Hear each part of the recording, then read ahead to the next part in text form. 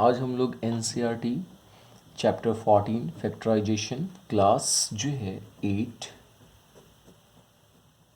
का इंट्रो देखेंगे और फिर इसमें फर्स्ट एक्सरसाइज 14.1 को भी डिस्कस करेंगे।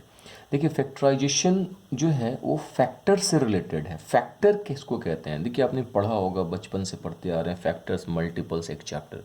तो फैक्टर कहने का मतलब ये है, सपोज करो मेरे पास 30 एक नंबर है, तो फैक्टर दैट मीन्स 30 का फैक्टर ऑल फैक्टर्स की बात करो, यानी 30 किस किस से डिवाइड होगा।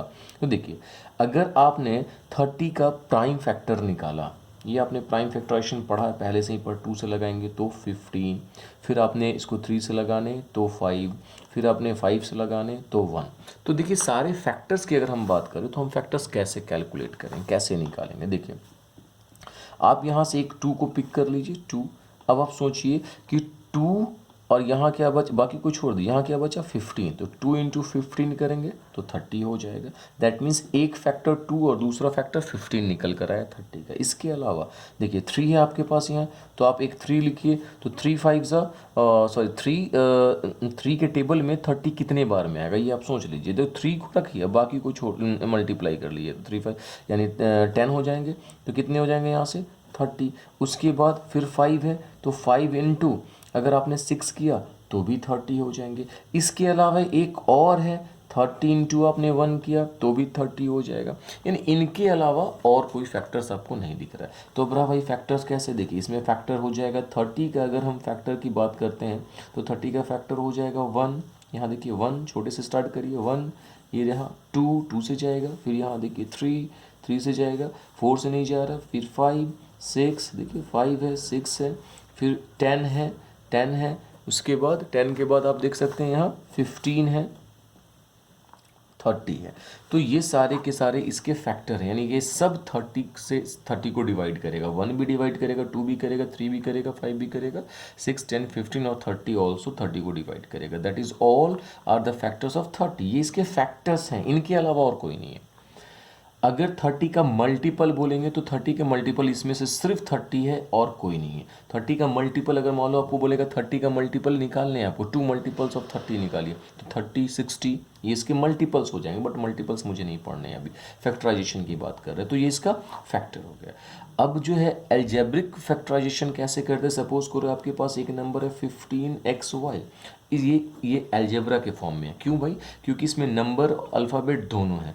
इनको अगर फैक्टराइज करना हो तो कैसे फैक्टराइज करेंगे, या भाई किन किन से जाएगा? तो देखिए आपको दिख रहा है कि ये सबसे पहले तो देखिए 15 है, तो 15 1 से जाएगा, फिर 3 5 15 3 से जाएगा, 5 से जाएगा, 15 से जाएगा। इनके अलावा ये नंबर में किसी से नहीं जाने वाला। बट यहाँ पर x है, x से जाएगा, यहाँ पर y है, ये y से भी जाएगा। तो ये सारे के सारे इसके क्या है? फैक्टर्स हैं। ठीक है, ये एल्जेब्रिक फॉर्मेट का ये क्या है? फैक्टर्स है। ये सब इनसे डिविजिबल होगा।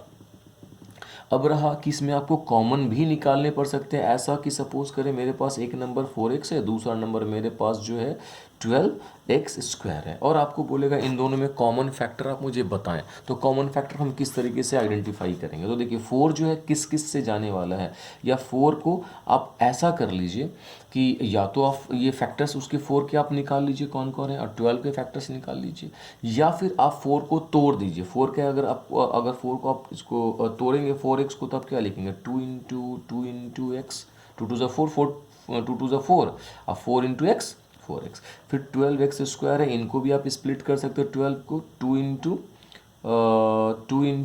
3 × x तोड़ सकते हैं बिल्कुल।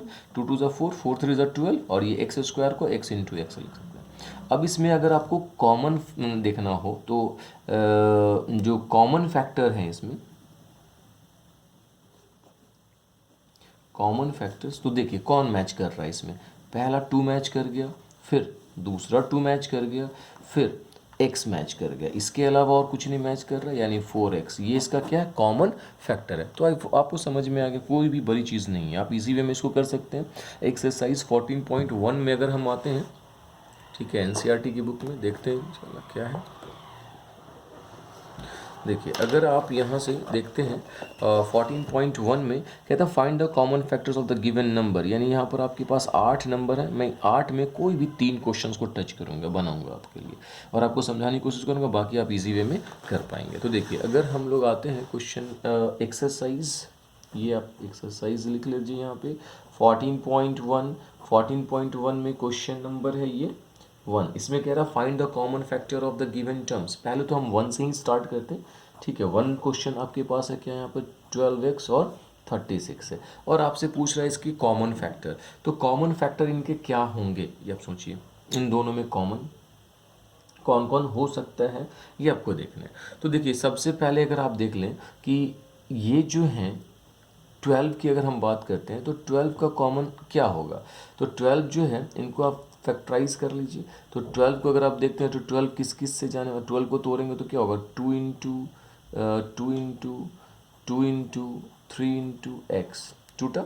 उसके बाद 36 को अगर हम देखेंगे तो क्या हो जाएगा, ठीक है 36 को देखेंगे तो 2 इंटू, देखिए आप निकाल लिए 36 का प्राइम फैक्टर, 36 का प्राइम फैक्टर सबसे बेहतर आप निकालिए, 18 बार में जाएगा, फिर 2 9 बार में जाएगा, फिर 3 बार में जाएगा, यानी 2 इंटू 3 इंटू 3। तो अब जो रहा यहाँ पर कॉमन फैक्टर जो इन दोनों में मैच कर रहा हो, देखिए 1 2 यहाँ और 1 2 यहाँ, इनमें मैच कर गया तो 1 2 हो गया, ओके 1 2 और मैच कर रहा है यहाँ से तो ये भी 1 2 हो गया इनमें, ठीक है। उसके बाद इनमें जो है 3 मैच कर रहा है तो ये एक 3 हो जाएगा इसमें इंटू 3। तो आप देख सकते हैं 2 2 ज़ा 4 और 4 3 ज़ा 12, तो ये इसके क्या हो जाएंगे कॉमन फैक्टर हो जाएंगे, इन दोनों के कॉमन। ये भी कॉमन फैक्टर में कौन सा, ये हाईएस्ट कॉमन फैक्टर होगा। तो आई होप आपको ये समझ में आ गया हो, कोई प्रॉब्लम तो हो नहीं सकता है, ठीक है। तो इस तरीके से आप इसको बना सकते हैं, इसमें सारे क्वेश्चंस को आप इस तरीके से टच कर सकते हैं, कोई प्रॉब्लम नहीं होने वाला है। देखिए इसके बाद हाँ हम लोग, मैंने क्वेश्चन नंबर 1 बताया, देखिए 2 आसान है, 3 आसान है, 4 भी आसान है, 5 में देखिए 3 टर्म है, तो 5 को मैं इसमें से पिक कर लेता हूँ, क्वेश्चन नंबर 5, ठीक है।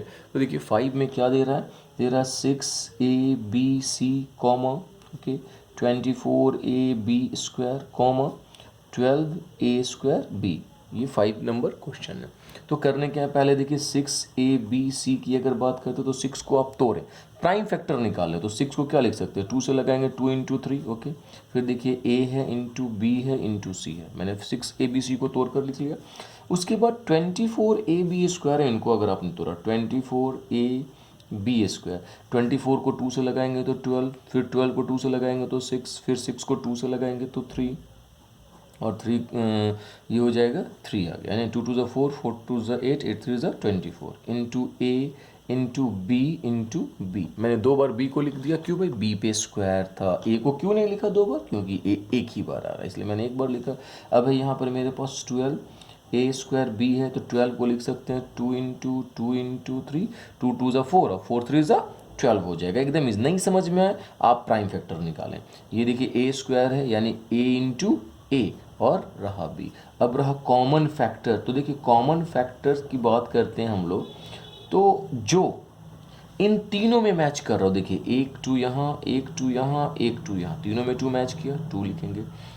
3 यहाँ मैच कर रहा है, यहाँ 3 है, इसमें भी था, तीनों में 3 है, ये रहा 3, ये रहा 3, ये रहा 3, तो इंटू 3। ये 2 इन दोनों में मैच कर रहा है, बट इसमें अब नहीं है 2, तो नहीं ले सकते हैं, अब ले ही नहीं सकते क्योंकि बस अब नंबर 2 ही था। ए देखिए यहाँ है a, इसमें भी a है, इसमें भी a है, तो इंटू a। b, इनमें भी b है, यहाँ भी b है और यहाँ भी b है, यस इंटू b। अब देखिए एक b यहाँ रह गया, इसमें नहीं है, इसमें नहीं है, c रह गया, रह गया, छोड़ देंगे, अब नहीं हो सकता, तो ये हो जाएगा 2 3 ज़ा 6 a b, ये आपके हो जाएंगे आंसर। तो आप आराम से इजी वे में इसको बना सकते हैं, कोई भी प्रॉब्लम नहीं हो सकता। तो इसमें सारे क्वेश्चंस आप इस तरह के बना सकते हैं। चलो आप ट्राई करेंगे, नहीं आए कमेंट करें, इंशाल्लाह मैं इसको बताने की कोशिश करूंगा दोबारा से, ठीक है। इसके बाद अब रहा second number question. Question number second को अगर हमने देखा तो क्वेश्चन नंबर सेकंड में फैक्टराइज द फॉलोइंग एक्सप्रेशंस, यहाँ पर इसको फैक्टराइज करने 1 नंबर को देख लीजिए 7x - 42 है। तो आपको ये देखना है इनके फैक्टर। अब रहा कि भाई यहाँ कैसे निकालें, तो इनको भी इस वे से निकाल सकते हैं बट बहुत बड़ा हो जाएगा, उतना नहीं देखने। आप सीनियर हैं, 8 क्लास में हैं, आपको ईजी वे में ये समझ में आएगा। करने क्या है, आप ये देखो क्या 7 के टेबल, 7 का तो फैक्टर 7 और 1 है, तो क्या 7 के टेबल में 42 आता है? तो आप बोलोगे यस सर आता है। कितने टाइम्स में आता है? तो 6 टाइम में 7, 6 जा कितना होता है? 42 होता है। तो क्या इन दोनों में से आप 7 बाहर निकाल सकते हैं कॉमन? यस सर निकाल सकते हैं। निकाल लिया कॉमन। तो देखिए जैसे ही आपने कॉमन निकाला तो ये तो निकल गया यहाँ से 7, तो बचा क्या? x। तो कॉमन सिर्फ यहाँ से निकला है? नहीं, इनमें से भी निकला है। इस 42 में क्या था? 6 और 7 था। 7 निकाल लिया, बचा क्या? 6। That is the answer. तो इसके क्या है? कॉमन। ये इसके फैक्टराइजेशन। इस तरीके से मैंने इसको फैक्टर इसका निकाला। इसके सेकंड, थर्ड सब बन जाएंगे आपको इसमें से इजी वे में। एक क्वेश्चन और हम क्वेश्चन नंबर इसमें देख लेते हैं। क्वेश्चन नंबर 7 को देखिए बाकी सर आपको बनाने हैं, ट्राई कर रहे हैं। जब तक आप कोशिश नहीं करिएगा आपको समझ में नहीं आएंगे। ये है क्वेश्चन नंबर थर्ड। देखिए क्वेश्चन नंबर थर्ड की बात करते हैं। देखिए 10a² माइनस 15 है ना, माइनस 15 यहाँ से आप देखिए 10a² minus 15b² plus 20c² है। तो देखिए इनमें से अगर हम देखते हैं तो इनमें a है, यहाँ b है, c है। चलिए अल्फ़ाबेट कॉमन नहीं होगा। यहाँ 10 है, 15 है, 20 है। जैसे ही 10, 15, 20 मैंने बोला आपके जहन में आ गया कि सर 5 बाहर हो जाएगा तीनों से, तो 5 बाहर निकाल लीजिए। तो जैसे ही आपने 5 निकाला तो 5 का टेबल पर ये 10 कितने बार में? 5 2 ज़ा 10, 2 बचा, a² तो रहेगा ही माइनस, 5 3 ज़ा 15, b² रहेगा प्लस, 5 4 ज़ा 20, c² रहेगा आंसर। इसके अलावा इसमें कुछ भी नहीं किया जा सकता। आप आराम से इसको बना सकते हैं, कोई भी प्रॉब्लम नहीं होगा, इजी वे में आप बना सकते हैं। ठीक है, इसके बाद हम लोग क्वेश्चन नंबर थर्ड में आते हैं, वो भी हम लोग देख लेते हैं। क्वेश्चन नंबर थर्ड है कि एक्चुअली क्वेश्चन नंबर थर्ड में भी आपको करने फैक्टराइज। देखिए सेकंड में मैंने 2 क्वेश्चन आपको बताया, फर्स्ट और 7, बाकी जो है आपके होमवर्क है, आप ट्राई करेंगे, बनाने की कोशिश करेंगे, इंशाल्लाह बनेगा। नहीं बनना है कमेंट करने हैं आप मुझे। इसके बाद देखिए थर्ड में आपको फैक्टराइज करना है। आपके पास क्वेश्चन है x² plus xy plus 8x plus 8y, ये आपके क्वेश्चन है। अब देखिए आप कहोगे सर यहाँ से यहाँ तक में तो यहाँ एक सर इसमें है नहीं सर, कैसे कॉमन निकालेंगे? तो फिर हम 2 को देखें, किन्हीं 2 में, इन दोनों में क्या कॉमन है ये आप देखिए। तो आपको फर्स्ट चलेगा सर यहाँ x², यहाँ x है, x बाहर हो सकता है, जो मैच करता है उसका लोएस्ट टर्म बाहर निकलता है, x बाहर हो गया। तो 2x था, 1 निकल गया तो 1x बचा, बिल्कुल बचा, 1x निकल गया, बचा क्या? y, ओके ब्रैकेट में। इन दोनों में से क्या कॉमन हो रहा है? तो सर 8 कॉमन हो रहा है, और दोनों में प्लस है तो प्लस 8 कॉमन आपने ले लिया, तो क्या बचा? 8 निकल गया तो x बचा, और y 8 निकल गया तो y बचा। अब ये पूरा का पूरा यहाँ से यहाँ एक टर्म है और यहाँ से यहाँ दूसरा टर्म है, बिल्कुल, क्योंकि बीच में प्लस है, ये इंटू में है, ये भी इंटू में।